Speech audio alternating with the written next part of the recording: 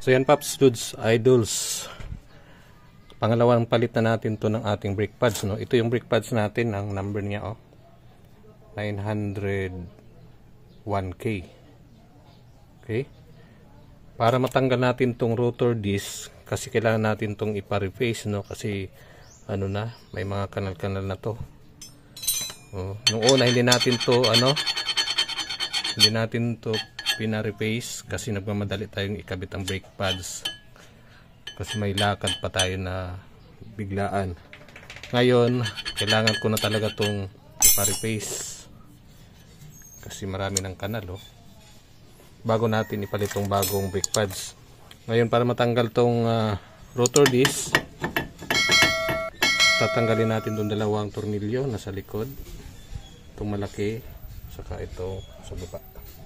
Dalawa yan, ito saka ito. Ngayon pagtanggal natin yan Paps, paangat lang yan. Kailangan natin number 17 na box range, paangat yan, no? So ang ginawa natin, medyo matigas, pinukpok lang natin ng konti dito ng martilyo para ma-impact, no? Yan. Yan. Tapos dito sa baba rin, ganon din. Actually Paps, mayroon na tayong video po paano magpalit ng brake pads. Kaya lang, sa ngayon, gagawin natin, isali na natin ipagawa tong ating rotor disc, ipa-reface. Kaya kailangan natin tanggalin tong dalawang tornilyo.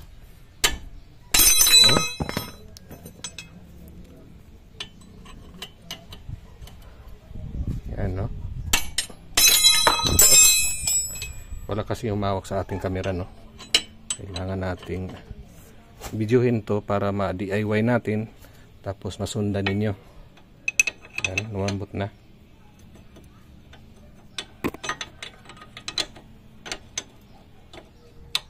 Yan. Yan, pag natanggalan natin yan, itong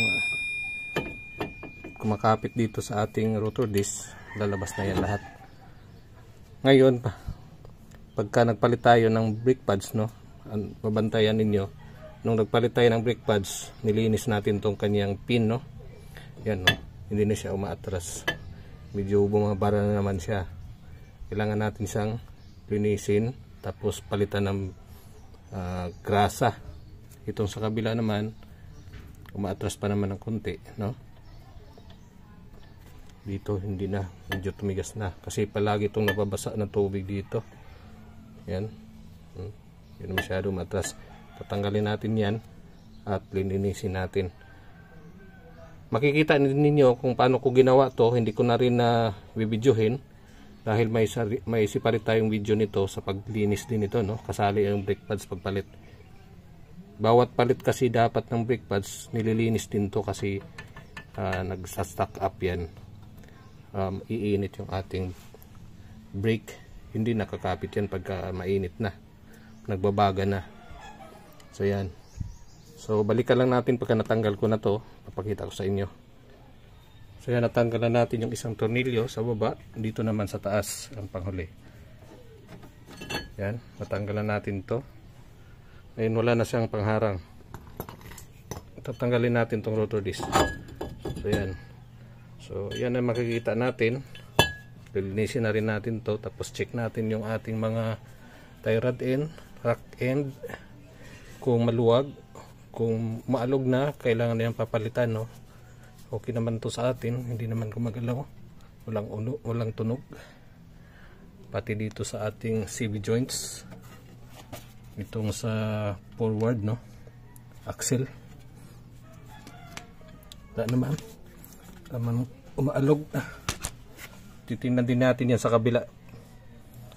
Okay, so yan, natanggalan natin yan, no. Dami ng kanal-kanal yan, no. Kailangan malinis yan, no. Mamaya papakita natin kung paano siya i-machine, no, para i-replace. Ngayon punta naman ako sa kabila. Ang the same process lang naman yan. Hindi na natin bibidyohin uli, mamaya na lang. Dito naman pa sa ating kabila, no, natanggalan natin to, no, kanyang lagayan ng brake pads, no. Yan, tumigas na nga itong kabila rin, no. Ayaw na ma-press, no. Tigas na. Ito sa kabila, yan, malambot lang, oh. Bumabalik pa. Kaya nga kailangan talaga bawat palit ng brake pads, i-check ito, or kalagitnaan bago magpalit ng brake pads, i-check talaga to para malaman natin kung nag-stock up na yung ating brake. Yan, tapos malakas din to sa fuel consumption, no, kasi hirap siyang ikutin kasi nakakapit nga yung kanyang brake. So ito tatanggalin natin, medyo masikip, no. Kailangan lang natin siyang pukpukin para maatog yung mga kalawang nakadikit dito o sa loob mismo, kasi tagal na itong hindi natanggal. Yan. Yan. So yan, tanggal na natin. Yan, ganun din, may mga kanal-kanal na siya. Ito rin sa kabila, ganun din. So ito yung nagpapadikit sa kanya na hirapan tayong tanggalin, na kailangan pukpukin kasi yung kalawang na to. So bago natin yun ikakabit, pinisin natin yan, lagyan natin ng pintura dito. Kung mayroon tayong pintura, pinturahin natin yung yung heat resistant na pintura na spray, no. Pero wag isali itong dito kasi dyan dadaan yung brake pads. Dapat dito lang. Pagkatapos natin pintura, siyempre hindi yan maiwasan, may tatalsik. Pagkatapos pintura dito sa ibabaw, punasan lang natin para matanggal yung pintura. Yan. So okay. Para sa hindi pa nakakaalam pala, kakapalit din natin nitong ating stabilizer link. May video tayo niyan, no. Isi-share ko na lang din doon sa ating description, pati yung pagpalit ng ating brake pads na una, no, pati paglinis ng mga pin dito, para hindi na mas mahaba ating video. Ito lang, pagpalit lang ng ating brake pads diretso, tapos ipa-replace yung ating rotor disc. Ito yung ating dati, manipis na nga, no.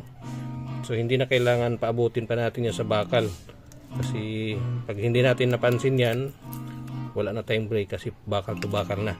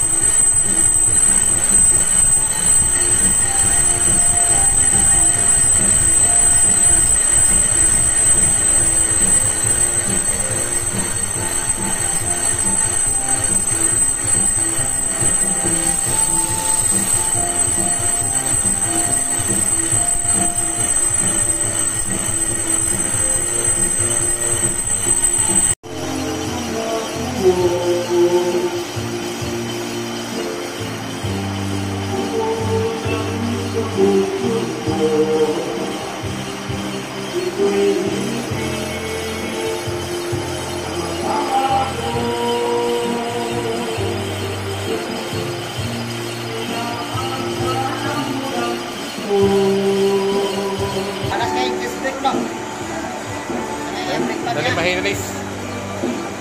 Sabi naman na, marami ng bugaw.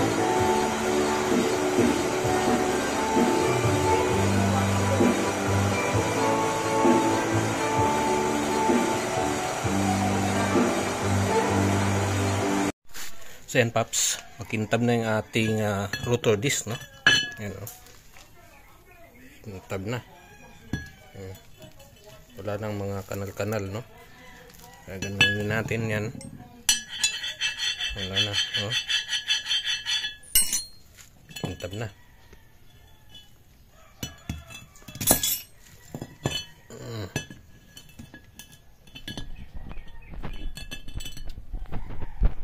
Focus natin, no?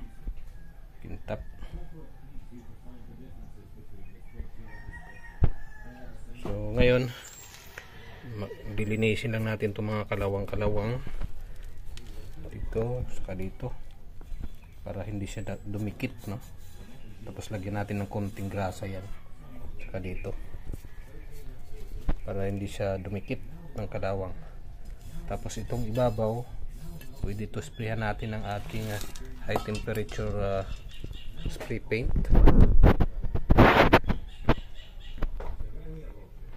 para maganda naman tingnan yung labas. Okay, so yan lang paps. Sa dulo ng video na to ilalagay ko ang link kung paano maglinis at magpalit po ng bagong brake pads. Ang susunod nating video na i-upload ay yung para naman sa mga automatic na mga sasakyan lahat, gasolina at diesel. Sulyapan nyo ito na video kung paano ang tunog ng mga automatic na may problema. Ganyan ang tunog niya, Paps, Lods, Idols. Yan, eh. Lapitan natin.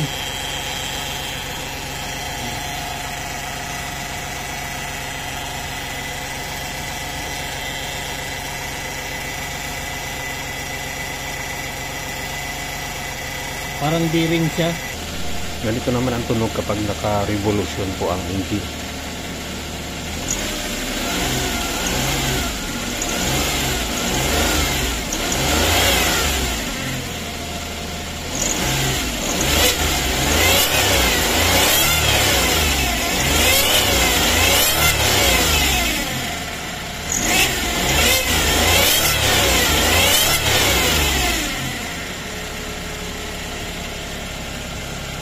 So kung ganyan po ang tunog ng engine nyo, subaybayan nyo po at sundan nyo po ang isusunod natin video na to.